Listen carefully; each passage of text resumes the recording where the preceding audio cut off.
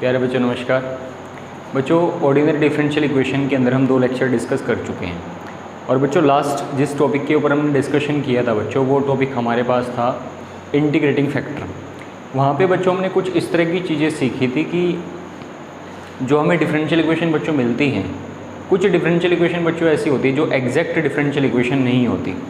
सो बच्चों जो differential equation exact नहीं होती उनको एग्जैक्ट बनाने के लिए हमें किसी फंक्शन से मल्टीप्लाई करना होता है। और बच्चों अगर मैं उस इक्वेशन को फंक्शन से मल्टीप्लाई करता हूँ तो बच्चों वो जो इक्वेशन होती है, जो गिवन डिफरेंशियल इक्वेशन होती है, जो एग्जैक्ट नहीं होती, उसको उस फंक्शन से मल्टीप्लाई करने के बाद बच्चों एक एग्जैक्ट डिफरेंशियल इक्वेशन में उसको रिड्यूस किया जा सकता है। तो बच्चों इस तरह का जो फंक्शन होता है जो उस इक्वेशन को एग्जैक्ट बनाने की कैपेसिटी बच्चों रखता है, तो इस तरह के फंक्शन को हम इंटीग्रेटिंग फैक्टर कहते हैं। तो बच्चों इसी टॉपिक के ऊपर हमने लास्ट लेक्चर में डिस्कशन किया था और यहाँ पे बच्चों हमने कुछ 5 लॉ पढ़े थे उस इंटीग्रेटिंग फैक्टर को आइडेंटिफाई करने के। सो बच्चों आज हम क्या करने वाले हैं, उन 5 लॉज के ऊपर क्वेश्चन को डिस्कस करेंगे। मतलब कि जैसे मान लीजिए हमारे पास फर्स्ट लॉ था इंस्पेक्शन मेथड, तो इंस्पेक्शन मेथड के ऊपर हमें किस तरह का क्वेश्चन मिल सकता है। फिर जो बच्चों ने सेकंड लॉ पढ़ा था उसके ऊपर बेस्ड हमें किस तरह का क्वेश्चन मिल सकता है। तो बच्चों कुछ इस तरह का काम हमने आज के लेक्चर में करना है। सो यहाँ पे बच्चों मैं मूव करूँगा। फर्स्ट जो मेथड हमारा था इंस्पेक्शन मेथड के ऊपर बेस्ड हमें बच्चों किस तरह का क्वेश्चन मिलेगा, ठीक है। सो यहाँ पे जो बच्चों फर्स्ट क्वेश्चन मेरे पास है कुछ इस तरीके से होगा कि बच्चों मुझे यहाँ पे एक डिफरेंशियल इक्वेशन मिली है और वो डिफरेंशियल इक्वेशन बच्चों मुझे यहाँ पे मिली है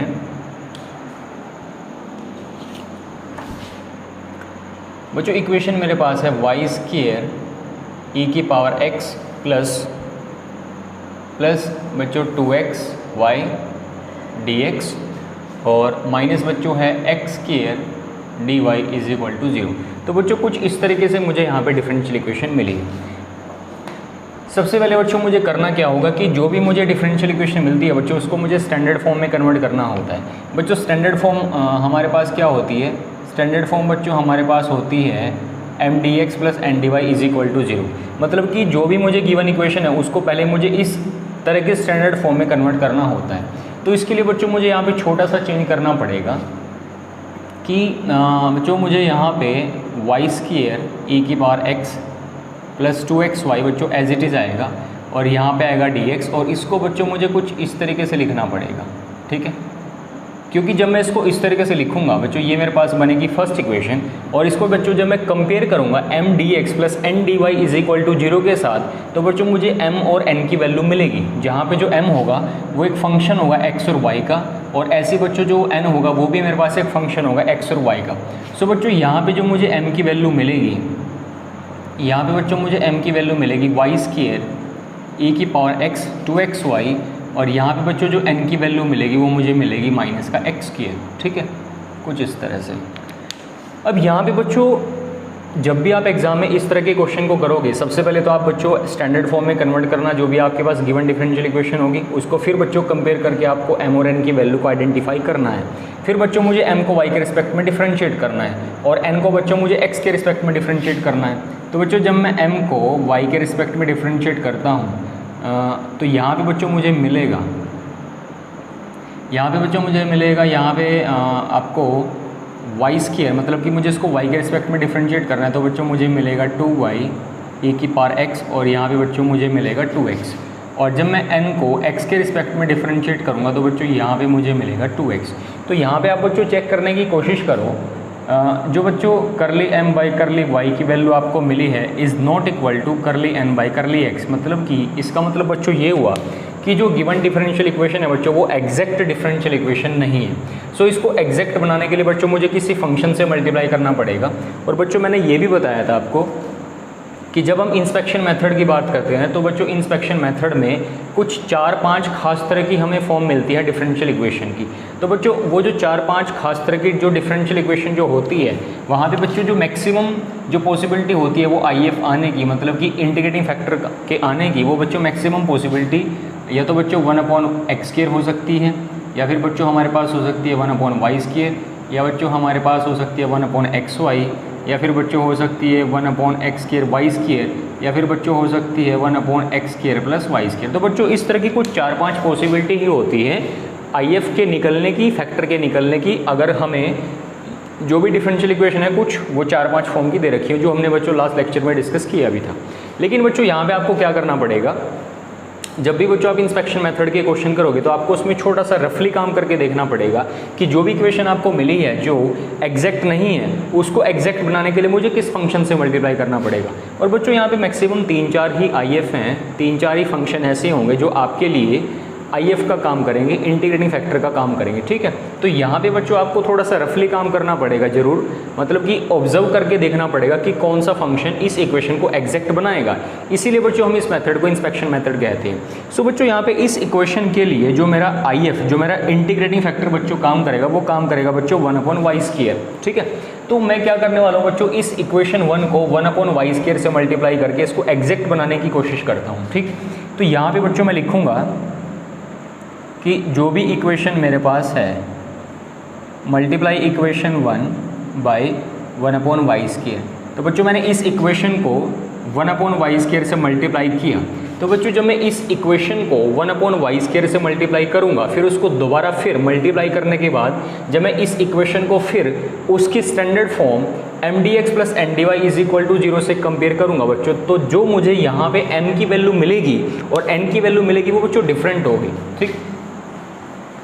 मतलब बच्चों जब आप इस इक्वेशन 1 को इस फंक्शन से मल्टीप्लाई करोगे और फिर उसके बाद बच्चों आप जब m की वैल्यू निकालने की कोशिश करोगे तो यहाँ पे बच्चों जो मुझे m की वैल्यू मिलेगी, अब आप इसको जब आप 1/y² से मल्टीप्लाई करोगे बच्चों तो आपको m की वैल्यू मिलेगी बच्चों यहाँ से e⁻x और प्लस 2xy के नीचे जब y² आएगा बच्चों तो यहाँ पे आपके पास बचेगा 2x/y।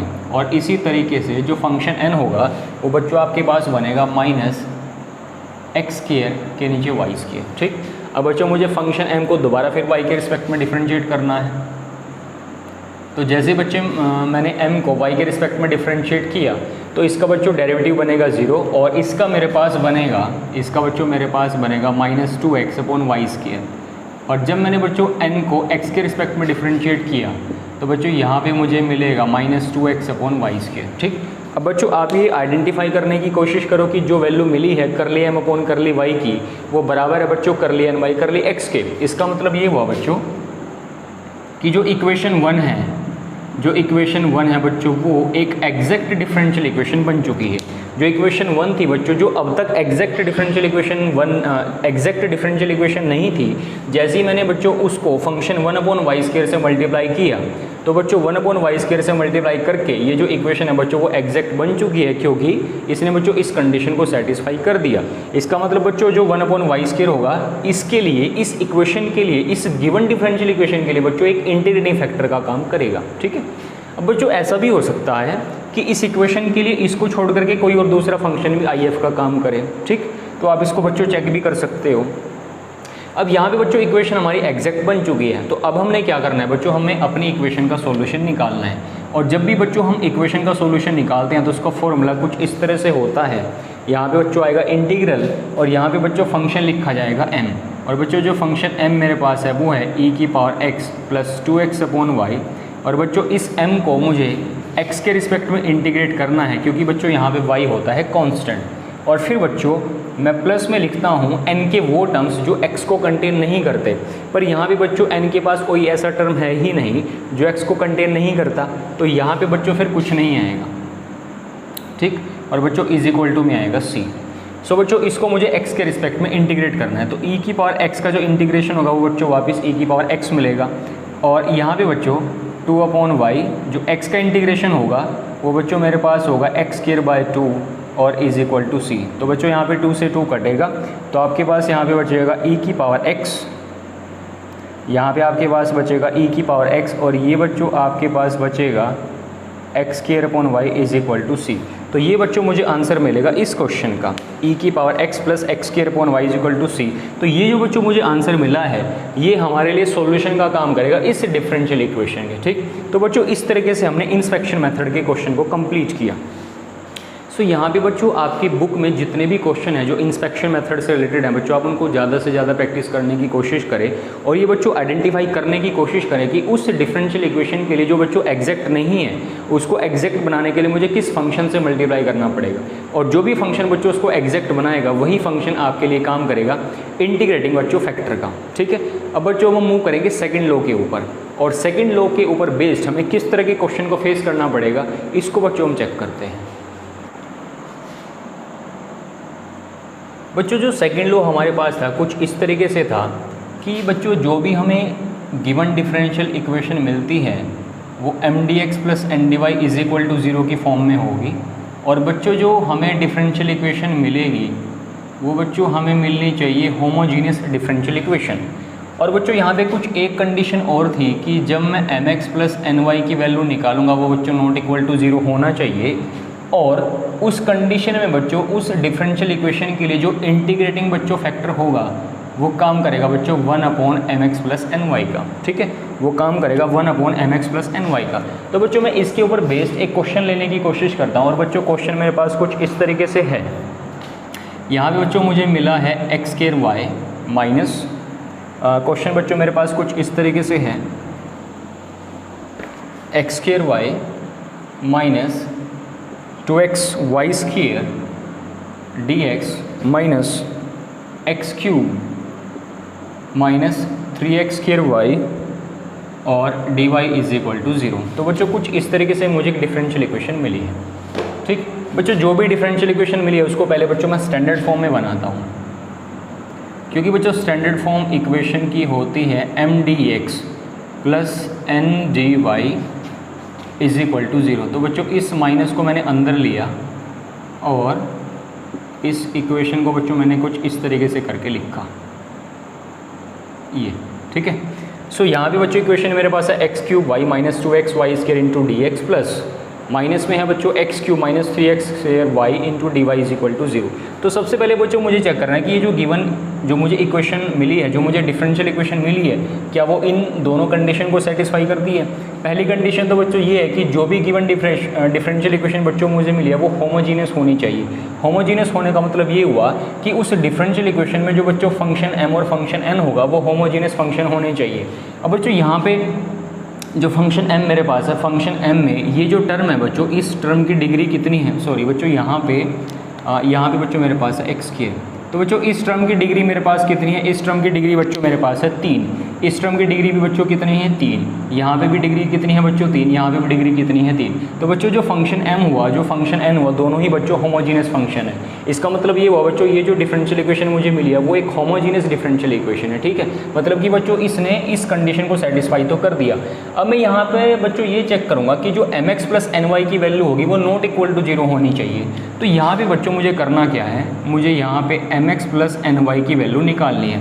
अब बच्चों m की वैल्यू मेरे पास है ये, इस m को बच्चों मुझे x से मल्टीप्लाई करना है। तो इसको बच्चों जब मैं x से मल्टीप्लाई करूँगा x³ माइनस 2x²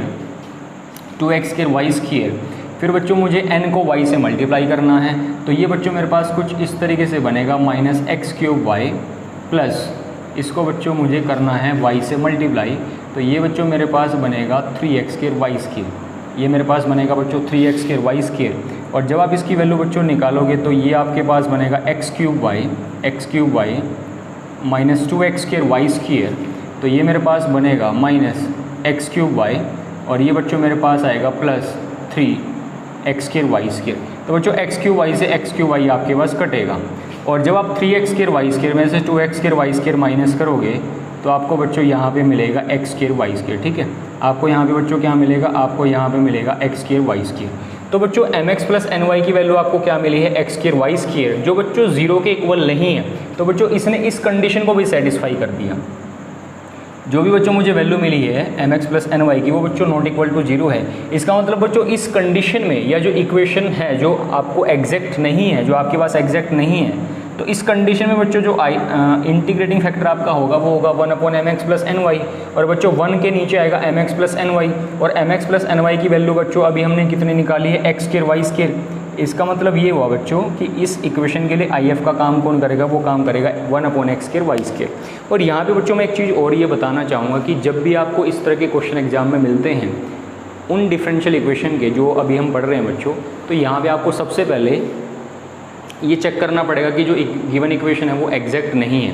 यहाँ पे बच्चों मैंने क्या किया, मैंने यहाँ पे m और n की वैल्यू निकाल के m को y के रिस्पेक्ट में डिफरेंशिएट और n को x के रिस्पेक्ट में डिफरेंशिएट नहीं किया। मतलब कि जब भी आपको इस तरह के क्वेश्चन मिलेंगे बच्चों, आपको सबसे पहले चेक करना पड़ेगा, दिखाना पड़ेगा कि हाँ ये इक्वेशन एग्जैक्ट नहीं है। ये काम बच्चों फिर उसके बाद आपने करना है। यहाँ पे मैं सीधा इसलिए कर रहा हूँ क्योंकि मुझे पता है वो इक्वेशन एग्जैक्ट नहीं है, लेकिन बच्चों आप इसको एग्जाम में कभी ऐसे मत करना। जो भी आपको पहले गिवन डिफरेंशियल इक्वेशन होगी वहाँ पे ये चेक करो, यहाँ पे ये दिखाओ एग्जामिनर को कि ये इक्वेशन एग्जैक्ट नहीं है, उसके बाद फिर आप अपने अगले वाले स्टेप पे चलो। ठीक है, तो बच्चों यहाँ पे वापस आते हैं, हमें आई एफ कितना मिल चुका है 1/x²y²। सो बच्चों जो भी मेरी डिफरेंशियल इक्वेशन है, मतलब कि ये जो बच्चों इक्वेशन मेरे पास है, इस इक्वेशन 1 को बच्चों मैं इस फंक्शन से मल्टीप्लाई करूंगा और इस इक्वेशन को बच्चों इस फंक्शन से मल्टीप्लाई करके जो मुझे m की वैल्यू मिलेगी वो बच्चों कुछ इस तरीके से होगी। यहाँ पे बच्चों मुझे m की वैल्यू जो मिलेगी, क्योंकि बच्चों अभी वैल्यू मेरे पास ये है और इसको मुझे 1/x²y² से मल्टीप्लाई करना है, तो ये बच्चों मेरे पास बनेगा, ये मेरे पास बनेगा बच्चों 1/y और 2x² के नीचे जब x²y² होगा बच्चों y² से y² कटेगा, तो आपके पास बच्चों यहाँ भी बचेगा -2/x। और इसी तरीके से बच्चों जब मैं n की वैल्यू निकालूंगा तो n की वैल्यू मुझे यहाँ पे मिलेगी बच्चों, मेरे पास ये वैल्यू बनेगी x बच्चों ऊपर बचेगा, तो ये आपके पास बचेगा -x/y²। और बच्चों प्लस में आएगा आपके पास 3/y, आपके पास बच्चों प्लस में आएगा 3/y। तो बच्चों अब मुझे क्या करना है, मुझे m को y के रिस्पेक्ट में डिफरेंशिएट करना है, तो 1/y का बच्चों बनेगा -1/y² और 2/x का बनेगा बच्चों 0, क्योंकि वो कांस्टेंट है। और इसी तरीके से जब मैं n का x के रिस्पेक्ट में करूँगा तो बच्चों ये मुझे मिलेगा -1/y²। ठीक है, तो यहाँ पे आप ये देखो बच्चों कि जो करली m/y की वैल्यू आपको मिली है, जो करली m/y की वैल्यू मिली है और जो करली n/x की बच्चों वैल्यू मिली है वो बराबर है।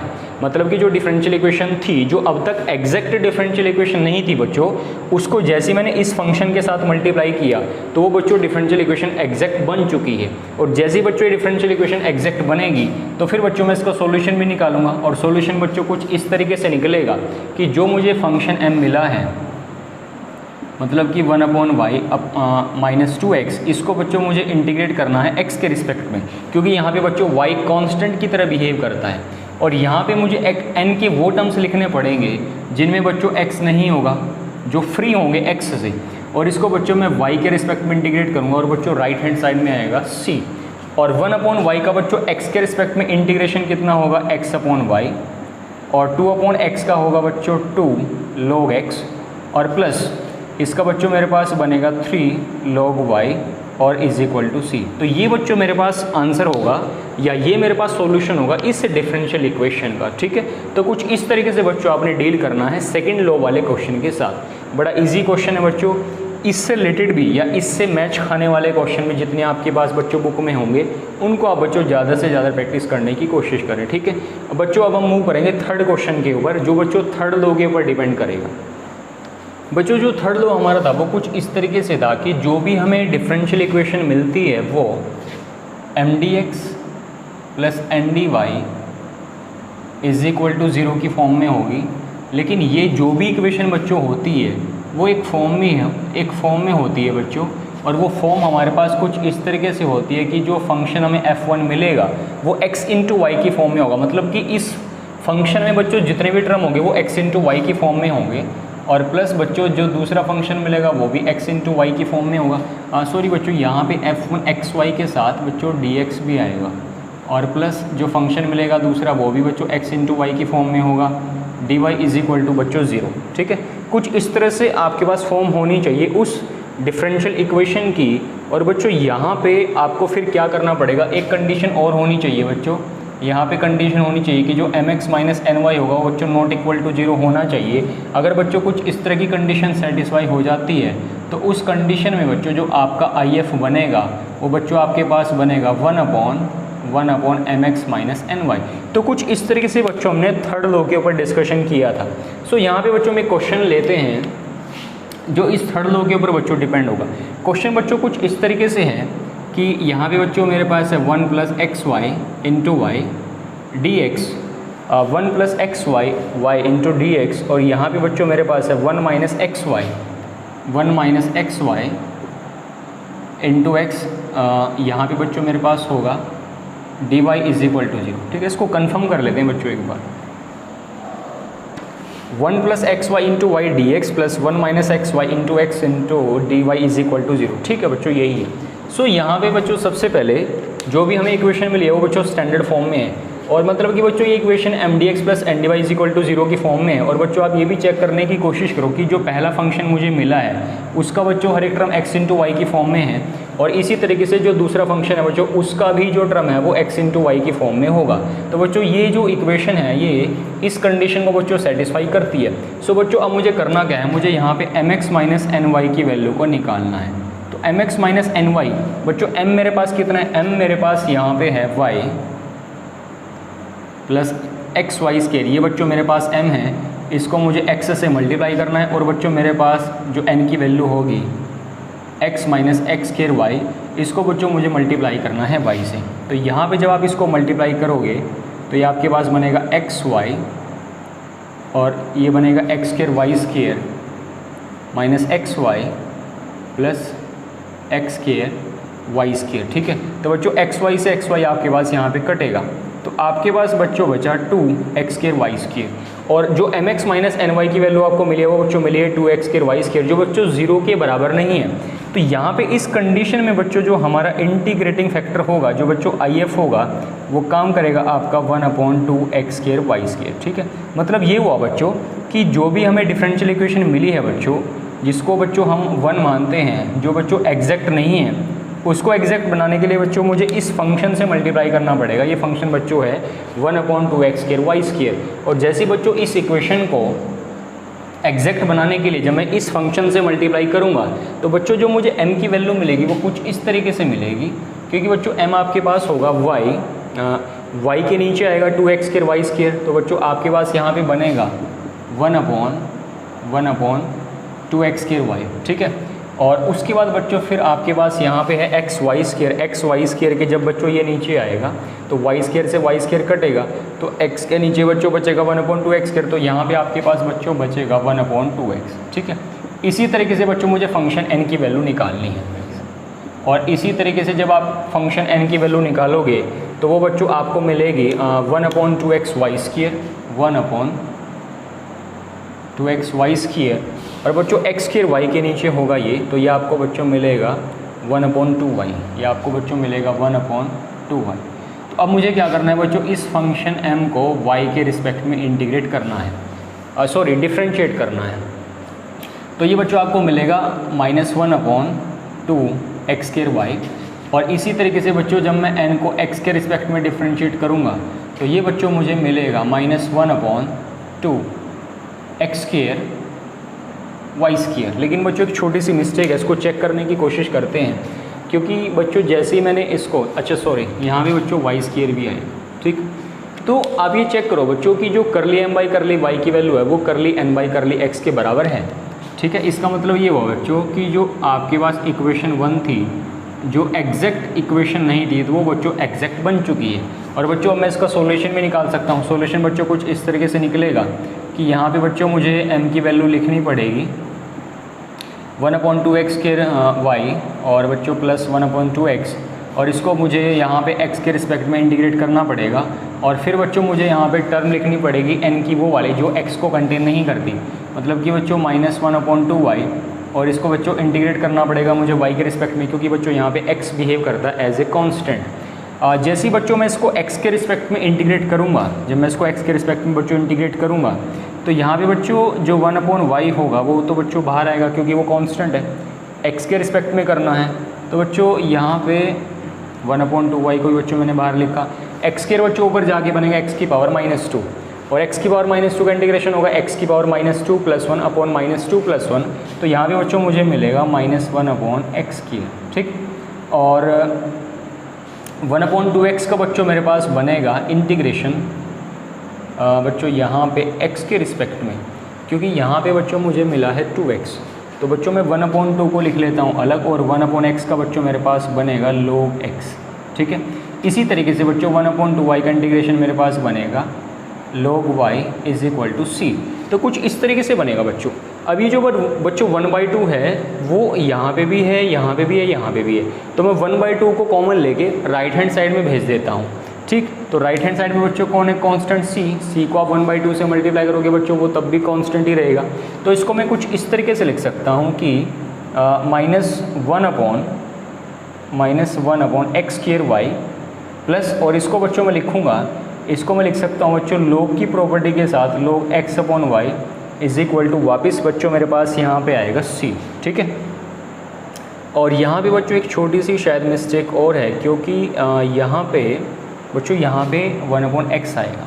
ठीक, यहाँ पे x² नहीं आएगा, क्योंकि जब आपने x² को ऊपर लिखा होगा x की पावर -2, तो x की पावर -2 का इंटीग्रेशन होगा x की पावर -2 + 1/-2 + 1, और बच्चों -2 + 1 कितना होगा, -1, तो वो बच्चों -1 बचेगा और वो नीचे आके बनेगा आपका कुछ इस तरीके से। तो आपका आंसर रहेगा बच्चों -1/xy + log x/y is equal to C. तो ये बच्चों हमारे पास सॉल्यूशन होगा इस डिफरेंशियल इक्वेशन का। ठीक है, तो कुछ इस तरीके से बच्चों आपने थर्ड लॉ के ऊपर जो बेस्ड क्वेश्चन होंगे इस तरीके से आपने बच्चों उन क्वेश्चन के साथ डील करना है। ठीक है बच्चों, अब हम मूव करेंगे अपने फोर्थ लॉ के ऊपर। ठीक है, तो उसके ऊपर बेस्ड हमें किस तरह का क्वेश्चन मिलेगा बच्चों उसको चेक करते हैं। बच्चों फोर्थ लॉ हमारे पास कुछ इस तरीके से था कि जो भी हमें differential equation mdx + ndy is equal to 0 की फॉर्म में मिलेगी, और वो बच्चों अगर एग्जैक्ट नहीं है, लेकिन बच्चों उसमें कुछ इस तरह की कंडीशन सेटिस्फाई हो जाती है कि करली m/y अपॉन करली n/x के नीचे अगर मैं फंक्शन बच्चों n को रख दूं, तो यहाँ पे अगर मुझे फंक्शन बच्चों मिले x का, तो उस कंडीशन में बच्चों जो मेरा if रहता है वो रहेगा e की पावर में इंटीग्रेशन करो बच्चों fx फंक्शन x का, किसके रिस्पेक्ट में बच्चों, x के रिस्पेक्ट में। तो इस तरह का बच्चों लॉ हमारे पास था, रूल नंबर 4, मतलब कि लॉ नंबर 4। तो बच्चों इसी के ऊपर हम एक क्वेश्चन ट्राई करेंगे जो रूल नंबर 4 के ऊपर बेस्ड होगा, और वो क्वेश्चन बच्चों कुछ इस तरीके से होगा कि यहाँ पे बच्चों मुझे मिला है, जो बच्चों मुझे क्वेश्चन मिला है वो कुछ इस तरीके से है। यहाँ पे बच्चों जो गिवन डिफरेंशियल इक्वेशन है वो बच्चों कुछ इस तरीके से है, x² + y² + x into dx + xy dy is equal to 0। तो ये इक्वेशन बच्चों मेरे पास कुछ इस तरीके से है। ये है बच्चों x² + y² + x इंटू में dx + xy dy is equal to 0। तो सबसे पहले बच्चों ये डिफरेंशियल इक्वेशन है बच्चों, इसको मैंने माना 1, और यहाँ पे बच्चों जो मुझे m की वैल्यू मिलेगी वो बच्चों मुझे मिलेगी x² + y² + x, और बच्चों n की वैल्यू मुझे यहाँ पे मिलेगी xy। ठीक है, और जब बच्चों मैं m को y के रिस्पेक्ट में डिफरेंशिएट करूँगा तो मुझे मिलेगा 2y, और n को जब आप x के रिस्पेक्ट में डिफरेंशिएट करोगे तो आपको मिलेगा y। तो बच्चों बराबर नहीं होगा, मतलब कि इक्वेशन 1 आपके पास एग्जैक्ट नहीं होगी। सो यहाँ पे बच्चों मैं एक काम करता हूँ कि मैं करली m अपॉन करली y की वैल्यू निकाल लेता हूँ, क्योंकि बच्चों मुझे यहाँ पे उसकी जरूरत पड़ने वाली है। मतलब बच्चों मुझे m को y के रिस्पेक्ट में डिफरेंशिएट करना है, तो बच्चों जब आप इसको y के रिस्पेक्ट में डिफरेंशिएट करोगे तो आपको बच्चों यहाँ पे मिलेगा 2y, और इसी तरीके से बच्चों जब मैं n को x के रिस्पेक्ट में डिफरेंशिएट करूँगा तो यहाँ पे बच्चों मुझे मिलेगा y। ठीक, यहाँ पे बच्चों जब मैं इसकी वैल्यू निकालने की कोशिश करूँगा बच्चों, जब मैं वैल्यू निकालूंगा करली m अपॉन करली y माइनस करली n अपॉन करली x के नीचे n की, सो बच्चों इसकी वैल्यू कुछ इस तरीके से होगी। करली m अपॉन करली y की वैल्यू बच्चों कितनी है 2y, माइनस करली n अपॉन करली x की वैल्यू बच्चों कितनी है y, और n की वैल्यू बच्चों मेरे पास कितनी है xy। तो यहाँ पे बच्चों मेरे पास बनेगा y के नीचे xy, और बच्चों जब आप इसको काटोगे तो आपको यहाँ पे मिलेगा x। हमें कुछ इस तरह की कंडीशन ही सेटिस्फाई करनी थी कि इसकी वैल्यू, मुझे एक फंक्शन चाहिए x का। अगर बच्चों ऐसा हो जाता है तो जो बच्चों if मेरे पास होगा वो बच्चों मेरे पास if होगा वो कुछ इस तरीके से होगा, e की पावर में इंटीग्रेशन करना fx का, और fx बच्चों मेरे पास कितना है 1/x, और किसके रिस्पेक्ट में बच्चों, x के रिस्पेक्ट में। तो यहाँ पे बच्चों जो if मेरे पास बनेगा e की पावर में बच्चों 1/x का इंटीग्रेशन कितना होता है log x।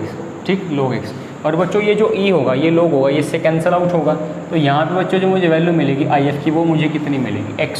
ठीक, ये आप जानते हो बच्चों e को हम log से कैंसिल कर सकते हैं, मतलब इसकी जो वैल्यू होती है बच्चों वो 1 के बराबर होती है। तो बच्चों मुझे if कितना मिला x।